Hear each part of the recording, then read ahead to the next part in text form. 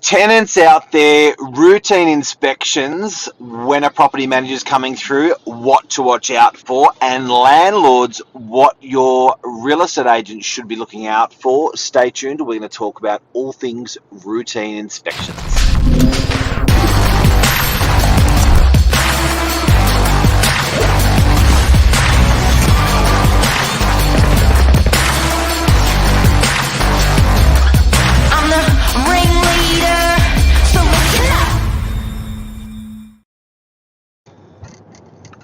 Good morning. One of the best property managers in Australia, Cleo Whittier. Experience, how many years? Probably about 17 or 18 now. I know, it's a long time. So when it comes to routine inspections, it's almost offensive what you've seen in the extremes. It is a bit forensic sometimes when you get in there and you see things you weren't expecting. You can't unsee those things. You cannot, and you get back to the office and you might, exchange with a colleague, I can't believe what I just saw, and it's like a little bit of banter, but at the end of the day, it's a very important process in property management when we go and look at the property for the owner to see how it's being kept. So we're going to talk about a couple of key points of what to do when you're a tenant, a couple of key points of what to do, look for when you're a landlord, and we're going to talk about a couple of things that you have not been able to erase from your memory over these years of doing routine inspections. Yeah, so when the tenant's given 7 days notice for the inspection, that gives them time to prepare, also time to show the property manager any issues that they might be experiencing in the property. That way we can have a look and report it for the owner. When I first started in real estate, we didn't do videos. We just did a handwritten report on a clipboard. It's very old school. We used pens back then, no iPhones or iPads, and we just look at the rooms and we check off tick, clean, tick, undamaged, tidy, and then we'd write a little blurb at the bottom of the paper, and then we'd send it off to the owner in the mail, and that was their inspection. Whereas now we video and do a complete walkthrough, and the owner can then virtually see their property, sometimes for the first time in 5 or 6 years, which is really good. For tenants, they get the opportunity to present the property for their owner, so they know that they are good tenants, that they're going to be there a while and they'd like to stay. That's a good indication when it's presented really nicely for the inspection. Sometimes tenants forget, and that's a very common thing, and that's usually when we come across things that we might not normally see, because we do give them a lot of notice, and people get busy. In those instances we still text and call, but everyone's human. Sometimes we've made mistakes where we thought we SMS'd a reminder and we hadn't, or whatever, vice versa sort of thing. And we don't usually report to a landlord when a tenant's really messy, when normally they wouldn't be, especially if we know they've been there a long time. Like, this is really out of the ordinary for them. We'd say, oh, hi, we just popped by. I don't think you knew we were coming. They'd be like, oh my God, was that today? Can you come back? And we would, of course, do that. So that's So your top 3 tips for a tenant would be probably don't forget. Don't forget. Present the property well. Assume that your owner is coming through to the open home. So that's one thing. And leave a note if there's maintenance you'd like us to look at, because it's really good to see it when we're there. Top one. Now, over to landlords. When the landlords are receiving a routine inspection, what should they expect? What should they look for? What are the top 3 things? I would, as a landlord, and if I was watching my routine video, I would get through the aesthetics as much. Anyone can fluff up a pillow and just make the bed. Look at how the kitchen's being kept. the bathrooms being kept, those two key areas where things can be moldy in the bathroom, or, you know, they're not, you know, taking the dust out of the ceiling fan and therefore it's created all this mold, things like that. The kitchen, you know, bench tops, how things like that look. Wear and tear is another thing. If you've got more people living in a property that you assumed, those sorts of things are the key things that I'd look out for as an owner. We went to a property with an owner last week, I think it was, and there was all this water on the bench and it's rotting her bench top around the sink.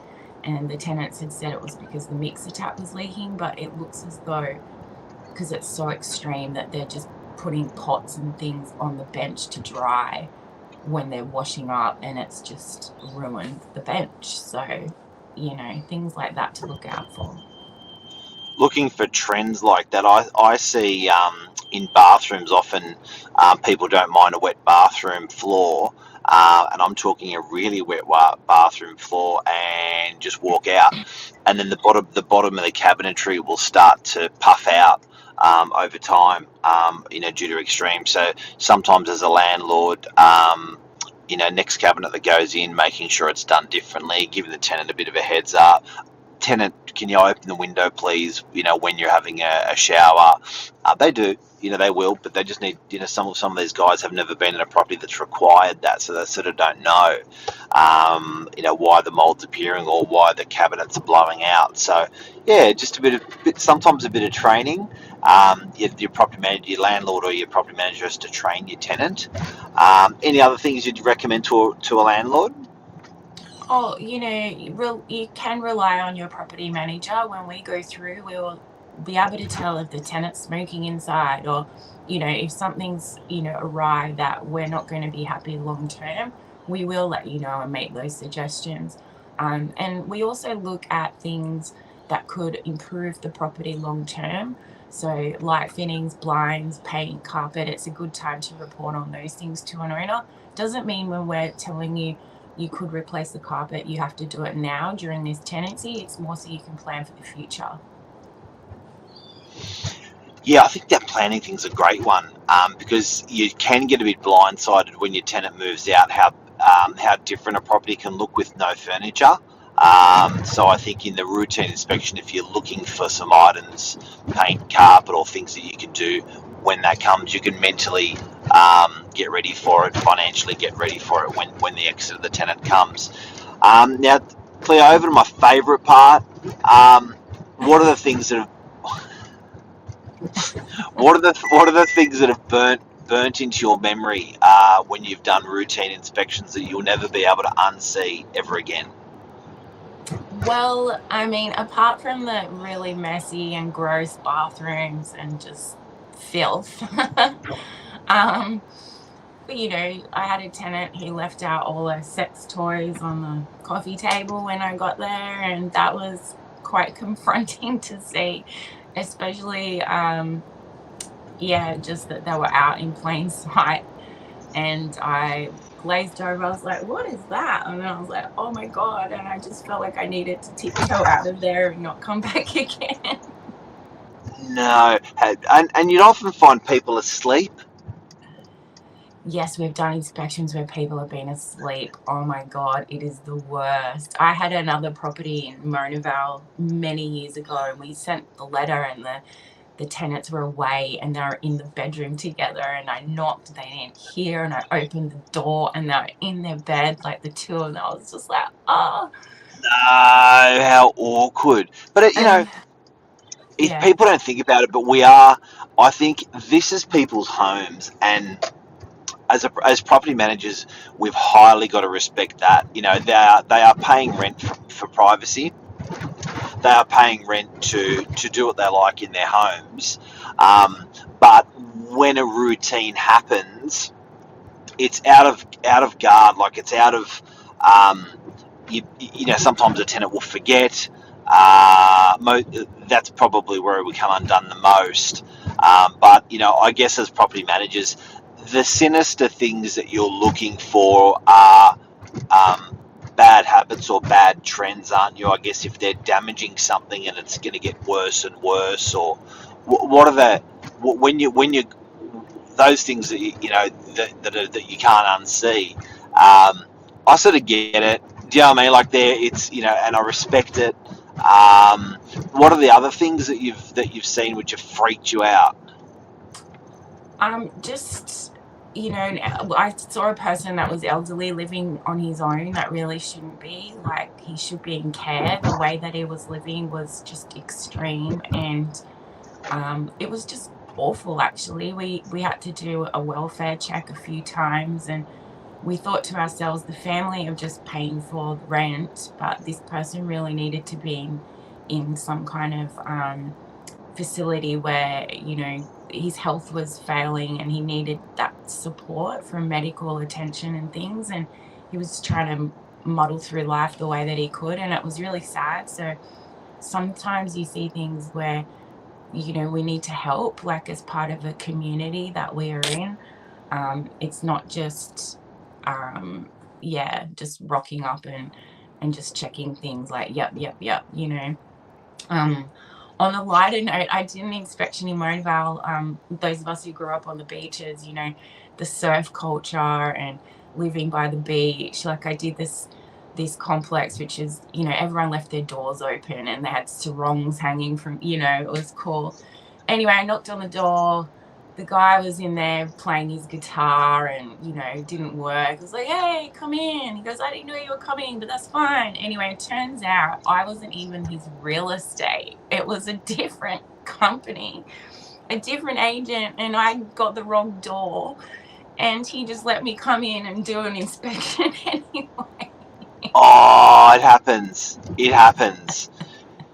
So, Cleo, there's a for people who haven't had much experience around routine inspections. Speaking with someone with a lot of experience around routines, there's what we watch out for, what a landlord watches out for, what a tenant should watch out for.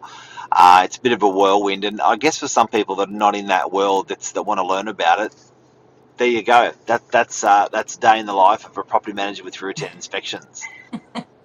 Have a great week, everyone. What's left in a lovely long weekend with Easter. Happy Easter. Happy Easter. What are you doing for Easter? Well, we're going to do the classic Easter egg hunt and everything else, but I'm Greek Orthodox, so we'll celebrate again, and we like to, as you know, get the eggs cheaper from Coles and Woolies after Easter. How good is that? And same with Serbs. I'm not sure about Russians though. I know they Greeks. are. There's Russian Orthodox as well. Yeah. Greek, Serb, they're all that Orthodox. It's later, but have a nice everyone. Drive carefully if you're travelling in or out of Sydney, and happy Easter. And we'll see you on the other side. We'll see you everyone on Tuesday. That's a long weekend. It's like a honeymoon almost. Forget about it. That's a cracker. You're a legend. Thanks, Cleo. Take care. Bye.